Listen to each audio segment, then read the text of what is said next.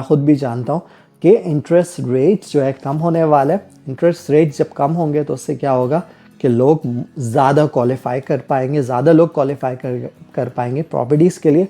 उसकी वजह से फिर प्रॉपर्टी प्राइसेस डेफिनेटली ऊपर जाएंगी। कैलगरी में सोशलाइजिंग की कमी नहीं है, ये सिर्फ आप पे डिपेंड करता है कि आप कितना इन्वॉल्व होना चाहते हैं, आप कम्युनिटी में कितना एक्टिव हैं, आप कितने इवेंट्स जो है अटेंड करते हैं। अस्सलाम वालेकुम, उम्मीद है आप सब लोग खैरियत से होंगे। कुछ साल पहले मैंने एक वीडियो बनाई थी मूविंग टू अल्बर्टा के हवाले से टॉपिक पे, और उसमें एक मेरे पास कमेंट भी आया था रिसेंटली कि आप, क्योंकि ये पुरानी हो गई तो इसी टॉपिक को अब दोबारा रिन्यू करें, इस पर बात करें। और इनफैक्ट ये एक ऐसा क्रूशल टाइम है कि कुछ चीज़ों पे मैं चाहता हूँ कि आप लोगों से बात करूँ, स्पेशली उन लोगों के लिए जो अल्बर्टा मूव होने का सोच रहे हैं, या तो विद इन प्रोविंस या फिर बाहर से इंडिया पाकिस्तान से आना चाह रहे हैं। तो उनके लिए भाई कुछ इम्पॉर्टेंट पॉइंट्स मैं डिस्कस करने वाला हूँ, वो पॉइंट्स जिसकी वजह से और जिसको कंसिडर रखते हुए और करते हुए लोग मूव होते हैं। तो भाई सबसे पहले तो आप किसी भी जगह पे जब मूव होते हैं तो उसमें जो पहली चीज़ आप देखते हैं वो है आपकी जॉब। आपकी जॉब है कि नहीं है, वहाँ पे जॉब आपको आराम से मिल सकती है, वहाँ की इकोनॉमी किस तरह की है, किस तरह की सर्विसेज वहाँ पे मौजूद हैं।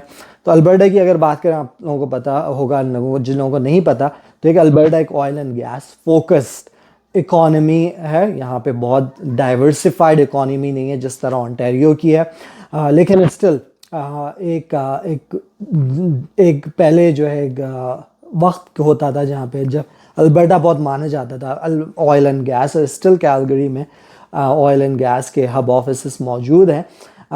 लेकिन अगर हम लोग एम्प्लॉयमेंट की बात करें, उन लोगों के लिए जो लोग शुरू में वो जो आना चाह रहे हैं, अपनी लाइफ स्टार्ट करना चाह रहे हैं, तो स्टैट्स कनाडा का जो अक्टूबर में सर्वे था, उसमें तो जो आपका जो नेशनल अनएम्प्लॉयमेंट एवरेज है कनाडा का वो 6.5% है, और वही अक्टूबर में अल्बर्टा का था। लेकिन एज ऑफ नवंबर जो वो अनएम्प्लॉयमेंट रेट बढ़ गया फ्रॉम 6.5 टू 7.3% हो गया। It means for every job opportunity there are 3 unemployed people out there, right, which is not a good thing.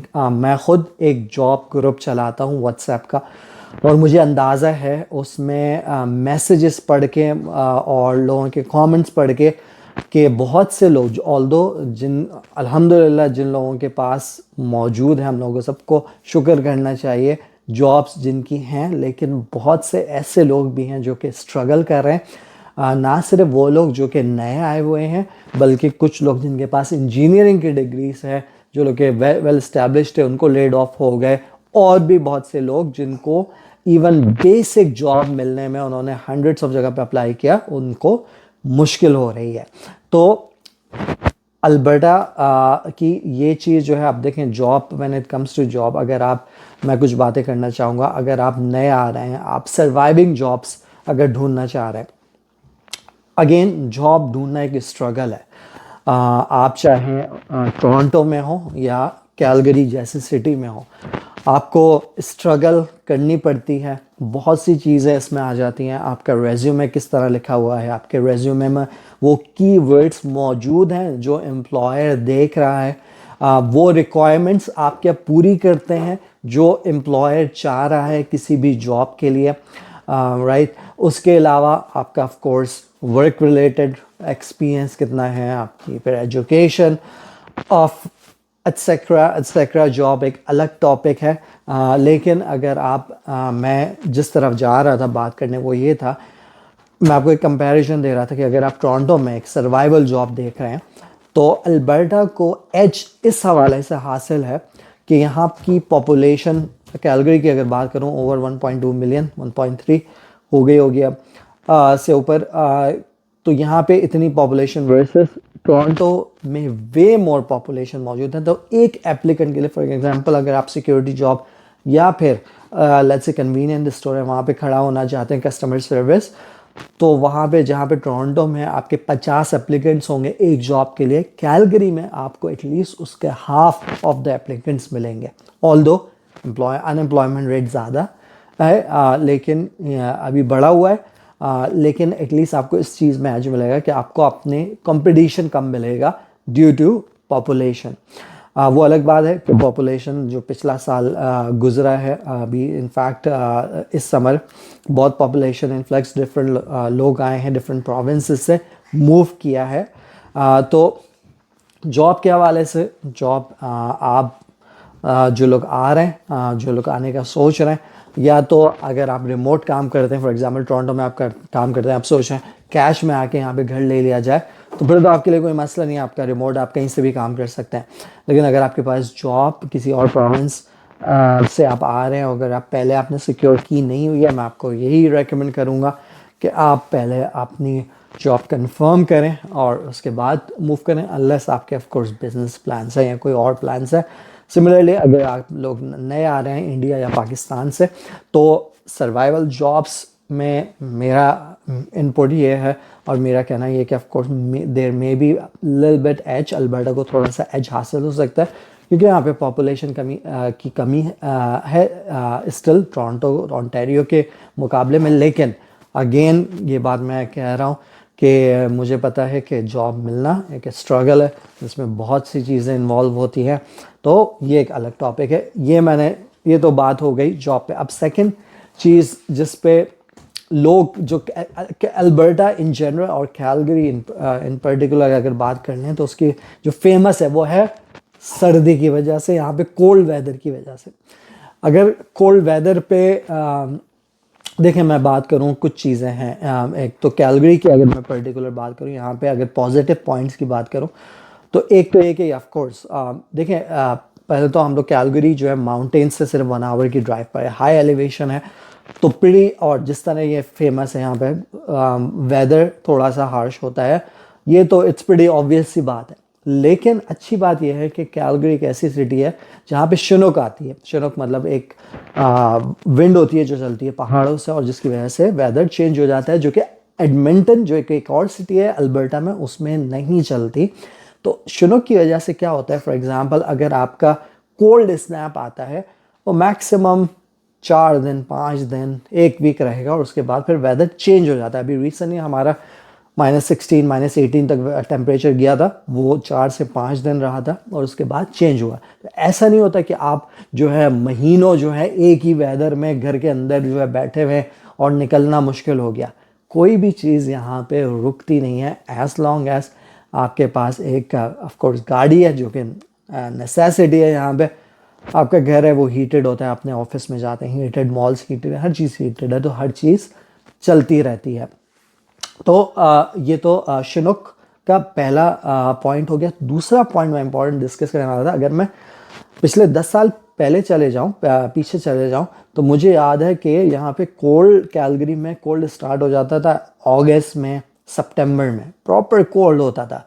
लेकिन अगर मैं 2024 इस साल की बात करूँ, मुझे याद है अभी नवंबर के मिड तक तो मैंने अपनी मोटरसाइकिल निकाली थी और मैं चला रहा था, तो और वो अलग बात है कि उसके दूसरे दिन ही यहाँ पे स्नो हो गई थी।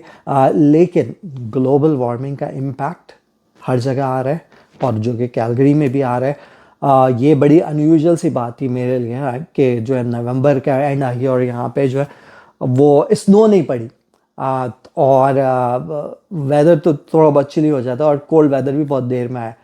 तो वेदर वाइज हर चीज़ चेंज हो रही है ग्लोबल वार्मिंग और की वजह से, राइट। तो यहाँ पे ऑफ कोर्स ठंड पड़ती है, लेकिन अगर आप प्रिपेयर्ड है यहाँ पे, इवन अगर आपको वॉक करनी पड़ती है आप प्रिपेयर्ड होकर निकलते हैं, आपके पास ग्लव्स हैं, आपके पास प्रॉपर जैकेट है, शूज़ है, तो ऑफ कोर्स ऐसा नहीं है कि यहाँ पे रहना कोई मुश्किल है, लोग रह ही रहे हैं। बहुत सी हमारी अपनी इंडियन पाकिस्तानी कम्युनिटी है जो कि रह रही है सालों से यहाँ पे कैलगरी में। तो क्या जहाँ तक वेदर की बात है, हाँ हार्श डेज आते हैं, लेकिन वो हार्श डेज कुछ दिन के लिए रहते हैं और फिर वो चले भी जाते हैं। ऐसा नहीं है कि यहाँ पे तकरीबन 6-7 महीने के लिए इस तरह वेदर रहता है, स्पेशली नाउ डेज। ये हो गई वेदर की बात। अब आते हैं नेक्स्ट पॉइंट पे। जिसकी वजह से लोग मूव करते हैं वो है प्रॉपर्टी। प्रॉपर्टी डेफिनेटली अगर अब मैं टोरंटो से कंपेयर करूं तो यहाँ पे प्राइसेस ना सिर्फ रेंट की बेटर है, मोर अफोर्डेबल है, बल्कि प्रॉपर्टी बाय करने के लिए भी अगर आप टोरंटो की बात करें, जिन लोगों का एटलीस्ट मैं जानता हूँ तो वो तो बहुत मुश्किल है कि आप मेन टोरंटो में कोई प्रॉपर्टी बाय करें, वो लोग बाहर की तरफ जा रहे हैं। और अगर कैलगरी की बात करें और स्पेशली अगर मैं इस वक्त की बात करूं तो property this is the buyers market right now, क्योंकि अभी जो है जो एक बूम आया था कैलगरी में 2023 से स्टार्ट हुआ था वो अभी ख़त्म हुआ है। हाँ, तो जो लोग प्रॉपर्टी ख़रीदना चाह रहे हैं, जो मूव होना चाह रहे हैं, तो this is the time for you to look for properties in Calgary.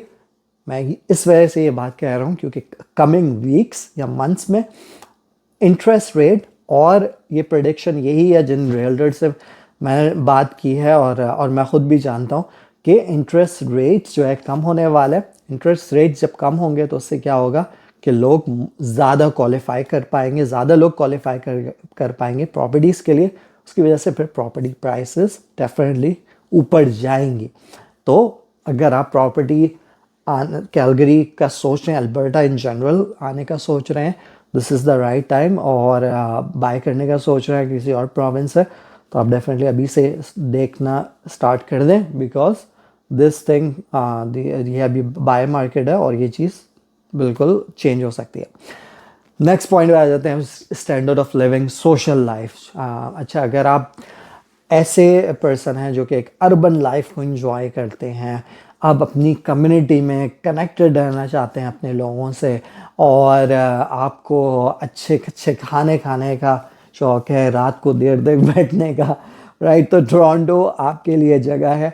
आपको वहाँ पे एक से बढ़कर एक देसी रेस्टोरेंट, चाहे वो इंडियन हो, आप इंडिया से हो या पाकिस्तान से हो, वो मिल जाएगा। बिल्कुल कराची वाला माहौल, रात रात तक बैठे रहना, और जो है ये चाय शाय चल रही है, ये सारी चीज़ें आपको वहाँ पे मिल जाएंगी। अपनी कम्युनिटी के लोग, अपना सर्कल, वो सारी चीज़ें वहाँ पे मिल जाएंगी। लेकिन अगर आप एक छोटी सिटी को एंजॉय करना चाहते हैं जो कि एक ग्रोइंग स्टेजेस में, अपनी डेवलपिंग स्टेजेस में है, और एट द सेम टाइम ऐसा नहीं है कि कैलगरी में कोई एथनिक रेस्टोरेंट्स या फिर हमारी अपने रेस्टोरेंट्स की कमी है। हाँ, आप टोरंटो से कोई कंपैरिजन नहीं है, वहाँ पे आपको जो वैरायटी, जो फूड मिलता है, जो टेस्ट मिलता है, उससे कोई कंपैरिजन नहीं है। लेकिन एथनिक रेस्टोरेंट्स, अगर आप मुस्लिम हैं, हलाल रेस्टोरेंट्स, आपको यहाँ पे एथनिकली डाइवर्स रेस्टोरेंट्स बहुत मिल जाएंगे। पिछले 10 साल पहले की बात करूँ अगर मैं, यहाँ पे इतने रेस्टोरेंट्स नहीं थे जो कि अभी हैं।